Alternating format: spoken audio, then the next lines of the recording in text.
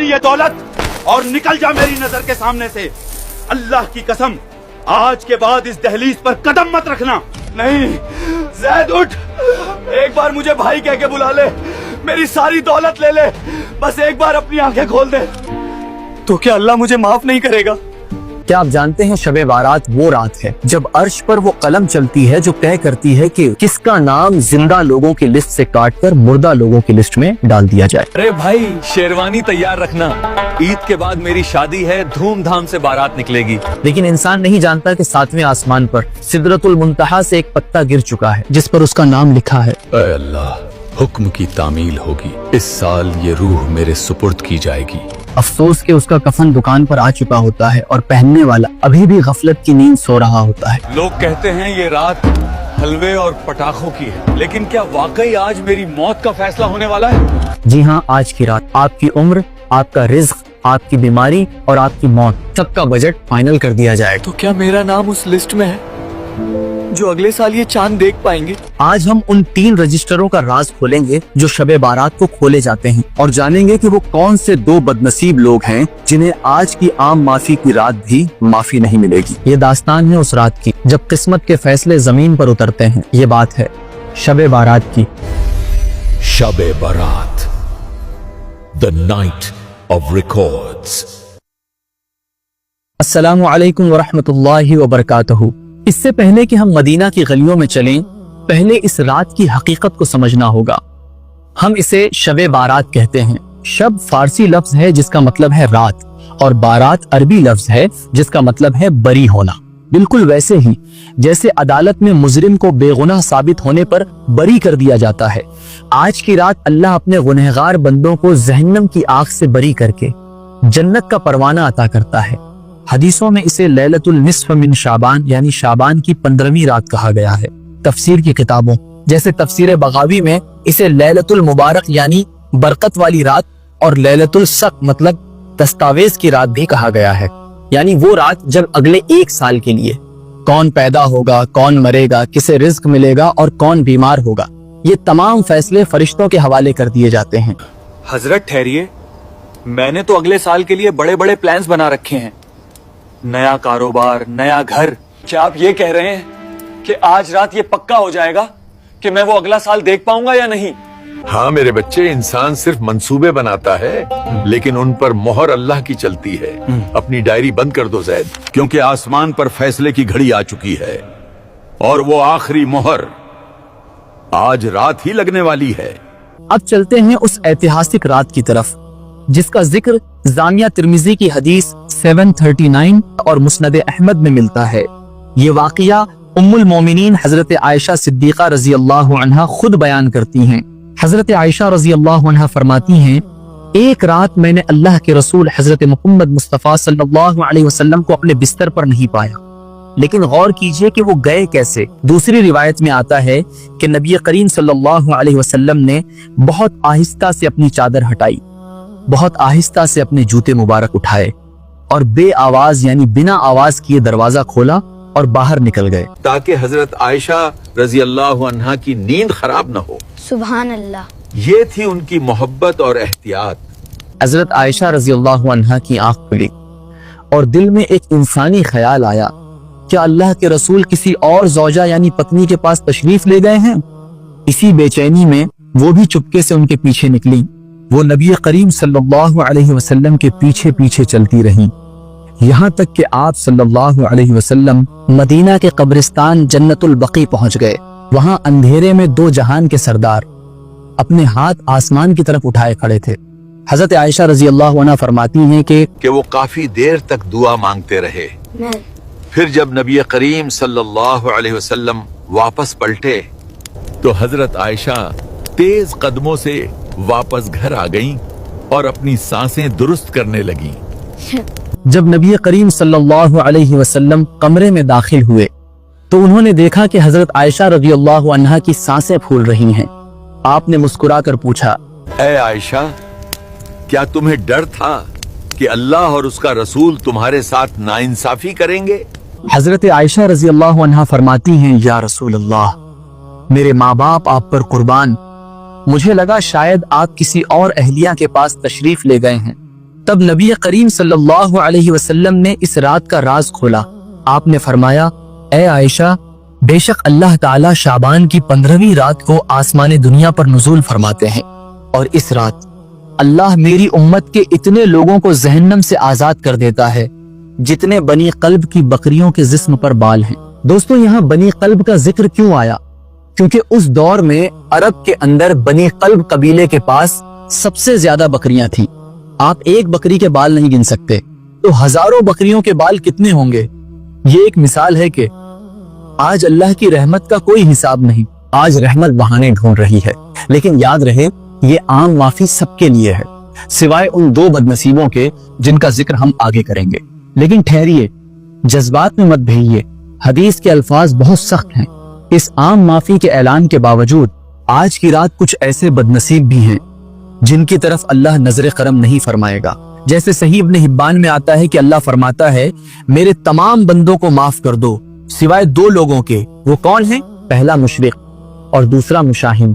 मुशरिक तो हम समझते हैं जिसने अल्लाह के साथ किसी और को शरीक किया, उसका तो इस रात से कोई हिस्सा नहीं।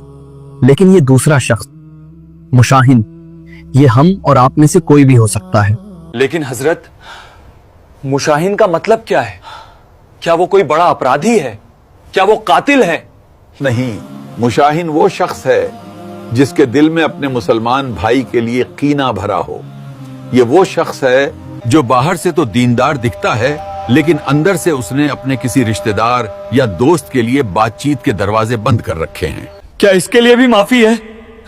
नहीं, हुक्म है कि इन्हें छोड़ दिया जाए।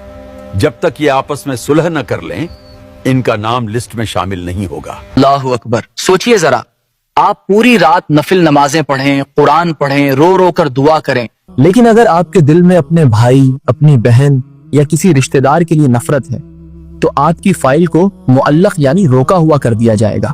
रिश्ते तोड़ना एक धागा तोड़ने जैसा आसान है, लेकिन उसे वापस जोड़ना टूटे हुए मोतियों को जमा करने जैसा मुश्किल। आइए देखते हैं उस दौर की एक दास्तान जब जुबान से निकला एक लफ्ज पत्थर की लकीर बन जाता था। ले जा अपनी ये दौलत और निकल जा मेरी नजर के सामने से। अल्लाह की कसम, आज के बाद इस दहलीज पर कदम मत रखना।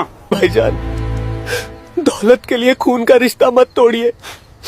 अम्मी ने मरते वक्त हमारा हाथ एक दूसरे को दिया था। वो हाथ मैंने झटक दिया है। जा, अब मेरा तेरा रिश्ता खत्म। ठीक है भाई, मैं जा रहा हूं, लेकिन याद रखना, जब मौत का फरिश्ता आएगा तो वो इजाजत लेकर नहीं आएगा। उस दिन पुकारोगे तो मेरी आवाज नहीं आएगी। 3 साल गुजर गए, हर शबे बारात आई और गुजर गई। कासिम की अना यानी ईगो जीतती रही और भाई की याद हारती रही। लेकिन आज रात कासिम का दिल जोर जोर से धड़क रहा था, जैसे कोई अनहोनी होने वाली हो। या कासिम, जल्दी चलो, जैद की हालत बहुत खराब है, वो आखिरी हिचकियां ले रहा है। या अल्लाह, उसे मोहलत दे दे। मैं आ रहा हूं जैद, मुझे माफ कर दे मेरे भाई, मैं आ रहा हूं। हटो, सब हटो, मैं आ गया हूं। जैद, आंखें खोल, देख तेरा भाई आया है। सबर करो कासिम, इन्ना लिल्लाहि व इन्ना इलैहि राजिऊन। वो चला गया, जाते जाते उसकी नजरें दरवाजे पर ही थीं।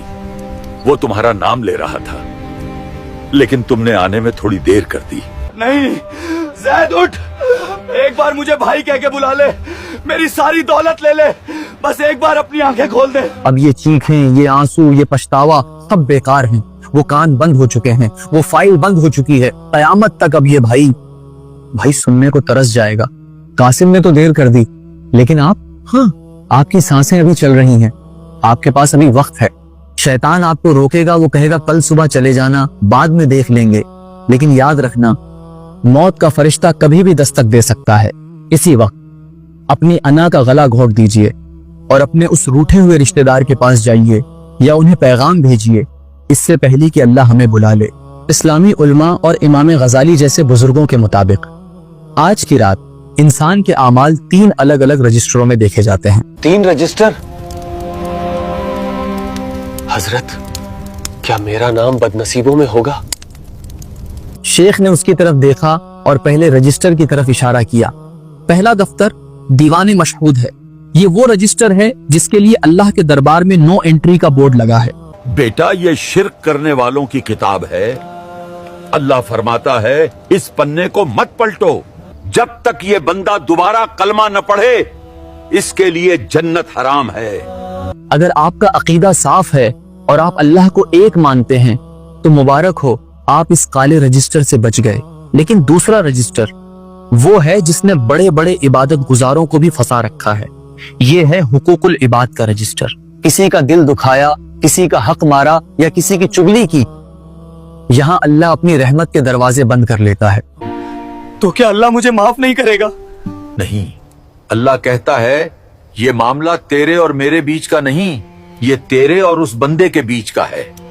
जा, पहले उससे माफ करा, तभी मैं अपनी मोहर लगाऊंगा। जरा सोचिए, आप यहाँ सजदे में रो रहे हैं और वहाँ आसमान में आपकी फाइल पर पेंडिंग लिखा जा रहा है, सिर्फ इसलिए क्योंकि आपने किसी इंसान को नाराज किया है। और आखिर में खुलता है तीसरा दफ्तर, दीवान रहमत।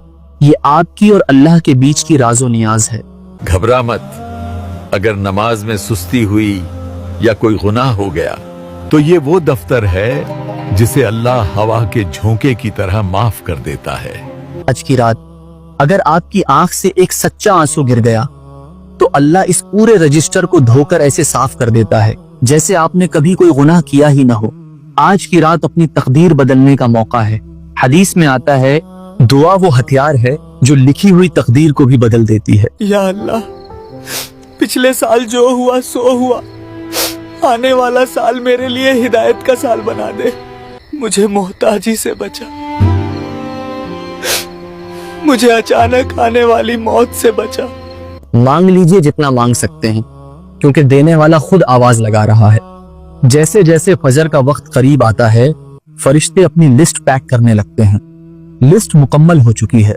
जिनके नाम जिंदगी वाले खाने में हैं, उन्हें मुबारक हो, और जिनके नाम मौत वाले खाने में हैं, अल्लाह उन्हें ईमान पर खात्मा नसीब करे। मेरे भाई, मेरी बहन, क्या पता ये मेरी या आपकी आखिरी शबे बारात हो। क्या पता अगले साल हम मिट्टी के नीचे हों। आइए इस वीडियो को मुकम्मल करने से पहले मिलकर एक दुआ करते हैं। क्या पता किसकी आमीन से हम सब की मगफिरत हो जाए। या अल्लाह, हमारे दिलों से नफरत और कीना निकाल दे।